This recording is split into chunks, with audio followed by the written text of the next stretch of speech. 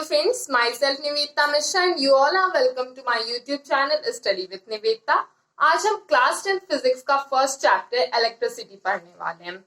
तो इलेक्ट्रिसिटी पढ़ने से पहले जो मेन चीज हमारे दिमाग में आती है वो क्या है कि इलेक्ट्रिसिटी में हम देखते हैं कॉमनली हमारे घरों में बल्ब्स जलते हैं, फैंस चलते हैं, किसकी वजह से? इलेक्ट्रिसिटी की वजह से। तो ये ऐसा होता क्यों है? इलेक्ट्रिसिटी की ओरिजिन क्या है? इलेक्ट्रिसिटी किन चीजों से मिलकर बनी है और क्या क्या पॉइंट्स इसमें मेन है, वो सारी चीजें हम इस चैप्टर में देखेंगे। तो आइए स्टार्ट करते हैं। इलेक्ट्रिसिटी पढ़ने से पहले जो सबसे पहली और मेन चीज है वो है हमारा चार्ज। चार्ज के बारे में जानना बहुत इंपॉर्टेंट है। तो चार्ज क्या है? Charge is a property of any object through which it experience as well as apply a force when came in contact with other objects. Charge किसी भी ऑब्जेक्ट की वो प्रॉपर्टी है जिसकी वजह से वो क्या करता है? एक्सपीरियंस करता है और साथ साथ अप्लाई करता है। क्या अप्लाई करता है? फोर्स। वो किसी भी अदर ऑब्जेक्ट की कांटेक्ट में आने पर उस ऑब्जेक्ट का भी एक फोर्स एक्सपीरियंस करता है और साथ में उस ऑब्जेक्ट पे अपना भी एक फोर्स अप्लाई करता है। किसकी वजह से? चार्जेस की वजह से। तो ये थी चार्ज की डेफिनेशन। अब चार्ज दो टाइप्स का होता है, पॉजिटिव चार्ज और नेगेटिव चार्ज। पॉजिटिव चार्ज की जब भी बात आती है हम कॉमनली प्रोटॉन की बात करते हैं और नेगेटिव चार्ज में हम इलेक्ट्रॉन की बात करते हैं। चार्ज को Q से डिनोट करते हैं और चार्ज की SI यूनिट होती है कूलम्ब। अब इसका फॉर्मूला देख लेते हैं। चार्ज को हम Q से डिनोट कर रहे थे तो Q is equals two plus minus NE। यहाँ प्लस माइनस का मतलब क्या है? देखिए, प्लस का मतलब अगर पॉजिटिव चार्ज है तो यहाँ प्लस होगा और नेगेटिव चार्ज है तो यहाँ माइनस होगा। उसके बाद NE, N है यहाँ नंबर ऑफ इलेक्ट्रॉन्स या नंबर ऑफ प्रोटॉन्स, जिस तरह का भी चार्ज हो, लेकिन कॉमनली हम इलेक्ट्रिसिटी की कॉन्टेस्ट में इलेक्ट्रॉन यानी कि नेगेटिव चार्ज की ही बात करते हैं। तो N है यहाँ हमारा नंबर ऑफ इलेक्ट्रॉन्स और E है चार्ज ऑन वन इलेक्ट्रॉन। अब एक इलेक्ट्रॉन पे चार्ज कितना होता है? तो एक इलेक्ट्रॉन पे चार्ज होता है 1.6 इंटू 10⁻⁻19 कूलम्ब। ये एक इलेक्ट्रॉन का चार्ज होता है। तो ये था चार्जेस के बारे में। अब कॉमनली आपके एग्जाम्स में जो मेन क्वेश्चन इस टॉपिक से पूछा जाता है वो ये है कि define one coulomb. One coulomb क्या है? तो एक कूलम्ब में कितने इलेक्ट्रॉन्स होते हैं पहले ये जानना जरूरी है। तो एक कूलम्ब के अंदर 6.25 इंटू 10⁻18 इलेक्ट्रॉन्स होते हैं। इस नंबर को आप फॉर्मूले से भी निकाल सकते हैं। तो ये जो नंबर ऑफ इलेक्ट्रॉन्स है, इतने इलेक्ट्रॉन्स वन कूलम्ब चार्ज में होते हैं। So what is one coulomb? The charge constituted by 6.25 into 10⁻18 electrons is known as one coulomb of charge। हाँ, तो अब तक हमने चार्जेस के बारे में देखा। अब हम कंडक्टर्स और इंसुलेटर्स की बात करेंगे। हम बचपन से पढ़ते आए हैं कंडक्टर्स क्या है और इंसुलेटर्स क्या है। तो जो भी चीजें इलेक्ट्रिसिटी को कंडक्ट करती हैं वो कंडक्टर्स हैं और जो नहीं करती हैं वो इंसुलेटर्स हैं। लेकिन अब कौन सी ऐसी चीज है जो ऑब्जेक्ट्स के बीच में ये डिफरेंशिएशन क्रिएट कर देती है? कैसे कोई ऑब्जेक्ट कंडक्टर और कैसे कोई ऑब्जेक्ट इंसुलेटर बन जाता है? तो सबसे पहले कंडक्टर क्या होता है? That conducts electricity. और दूसरा पॉइंट है हमारा इट कंटेन फ्री इलेक्ट्रॉन्स। अब ये फ्री इलेक्ट्रॉन्स क्या है? तो एग्जाम्पल क्या है इसका? मेटल्स है। इसी से समझते हैं कि ये फ्री इलेक्ट्रॉन्स है क्या। किसी भी एक मेटल का एग्जाम्पल है। फॉर एग्जाम्पल मैंने यहाँ Na लिया है सोडियम। सोडियम का इलेक्ट्रॉनिक कॉन्फ़िगरेशन है होता है हमारा 281। इलेक्ट्रॉनिक कॉन्फ़िगरेशन आपने क्लास 9 में पढ़ी हुई है। क्यों? क्योंकि सोडियम का एटॉमिक नंबर 11 होता है, तो उस हिसाब से एटॉमिक कॉन्फ़िगरेशन इलेक्ट्रॉनिक कॉन्फ़िगरेशन 281 हुई।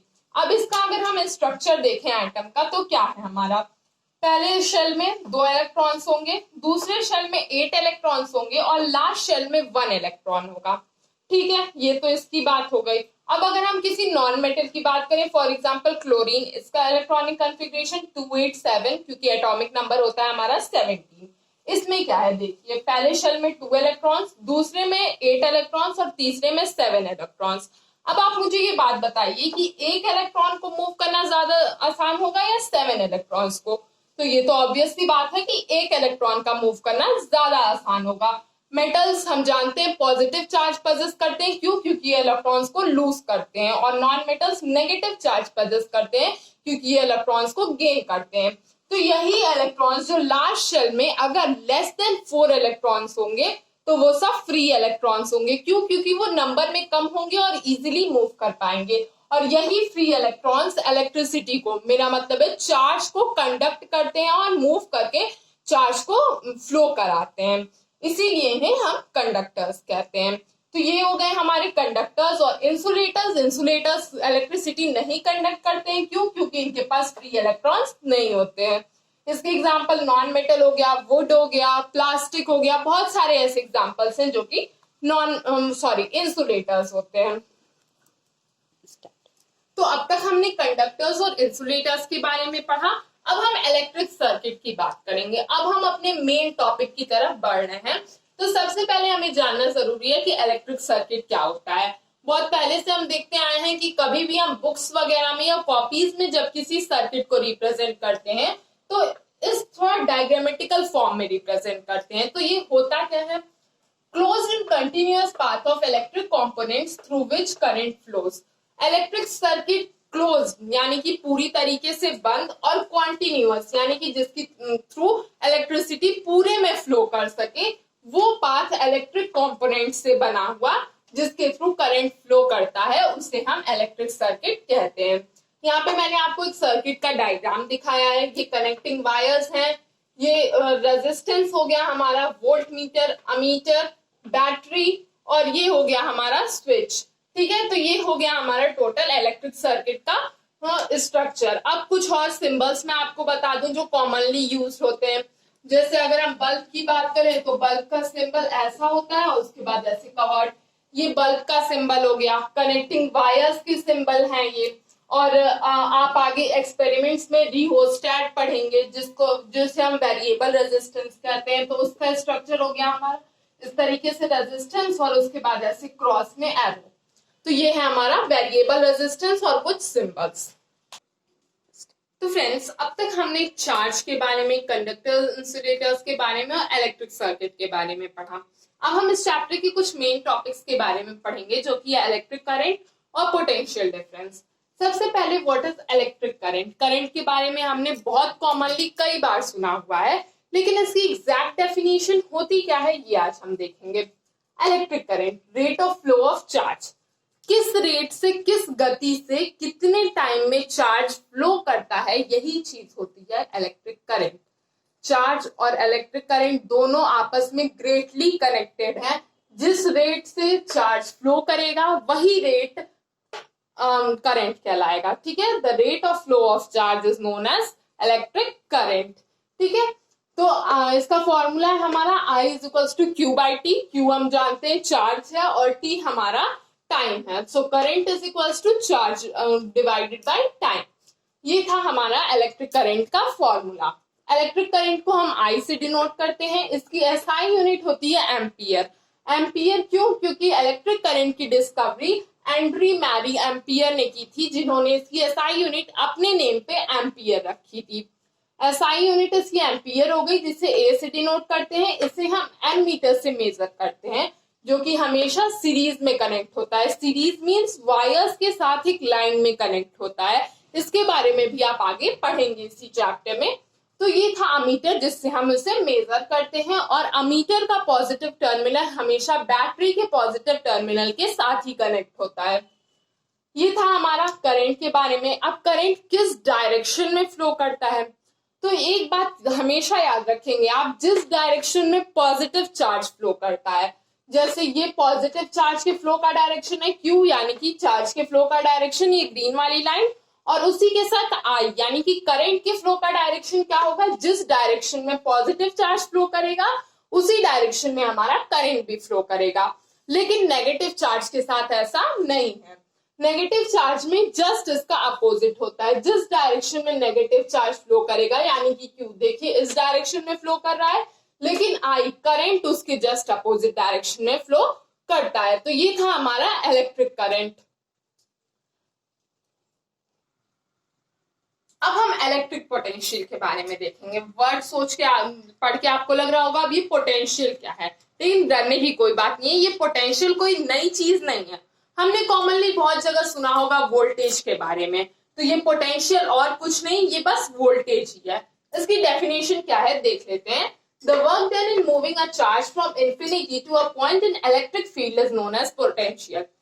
जो भी वर्क डन होता है, वर्क डन हम जानते हैं क्या है, तो जो भी वर्क डन एक चार्ज को, एक यूनिट चार्ज को या किसी चार्ज को एक पॉइंट से इंफिनिटी से लेके इलेक्ट्रिक फील्ड में लाने में जो भी वर्क होता है वो वर्क हम इलेक्ट्रिक पोटेंशियल कहते हैं। अब इंफिनिटी कहाँ है ये हम नहीं जानते हैं। किसी भी पॉइंट से अगर कोई चार्ज इलेक्ट्रिक फील्ड तक आता है तो जो भी वर्क डन इस प्रोसेस में होता है उसे हम इलेक्ट्रिक पोटेंशियल कहते हैं।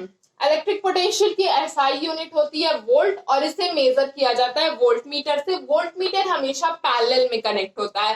पैरेलल मींस कनेक्टिंग वायर्स की जस्ट पैरेलल लाइन में एक लाइन जाती है जिसमें वोल्ट मीटर कनेक्टेड होता है। वोल्टेज का फॉर्मूला होता है V is equal to W by Q. यहाँ W है वर्क डन और Q चार्ज है हमारा। V से हम इलेक्ट्रिक पोटेंशियल को डिनोट करते हैं। तो ये हमारा फॉर्मूला इलेक्ट्रिक पोटेंशियल का V is equal to W by Q. Potential difference क्या है अब हमारा, ये मेन चीज है जो सर्किट में यूज होती है। ये तो था पोटेंशियल। पोटेंशियल डिफरेंस क्या है जो मेनली इलेक्ट्रिसिटी के कॉन्टेक्स्ट में आता है। So the difference of potential between two points in an electric field. एक इलेक्ट्रिक फील्ड में दो पॉइंट्स के बीच में जो पोटेंशियल होता है वो हमारा पोटेंशियल डिफरेंस कहलाता है। पोटेंशियल हम जानते हैं V is equal to W by Q. तो मान लीजिए अगर हम यहाँ दो पॉइंट्स ले लें A और यहाँ दूसरा पॉइंट है B। अब A से B के बीच में जो भी पोटेंशियल होगा इन दोनों का डिफरेंस हमारा पोटेंशियल डिफरेंस कहलाता है। तो सपोज हमने दो पॉइंट्स लिए A और B, तो हमारा फॉर्मूला क्या बन जाएगा, V is equal to W A, यानी कि A पे जो वर्क डन हुआ और उसके बाद B पे जो वर्क डन हुआ। जब A वाले में से B को सब्ट्रैक्ट करेंगे डिवाइडेड बाय Q तो हमें क्या मिल जाएगा, इन दोनों के बीच का पोटेंशियल डिफरेंस। ठीक है। अब पोटेंशियल डिफरेंस कॉमनली जो हाउस होल्ड वायरिंग्स में हम देखते हैं वो क्या है हमारा, वो पोटेंशियल डिफरेंस होता है हमारा हाउस होल्ड वायरिंग में या फिर डोमेस्टिक सर्किट में 220 वोल्ट का पोटेंशियल डिफरेंस हमें मिलता है। तो ये पूरा टॉपिक था हमारा करंट और इलेक्ट्रिक पोटेंशियल के बारे में। आई होप आपको ये चैप्टर समझ में आया होगा इसका फर्स्ट पार्ट।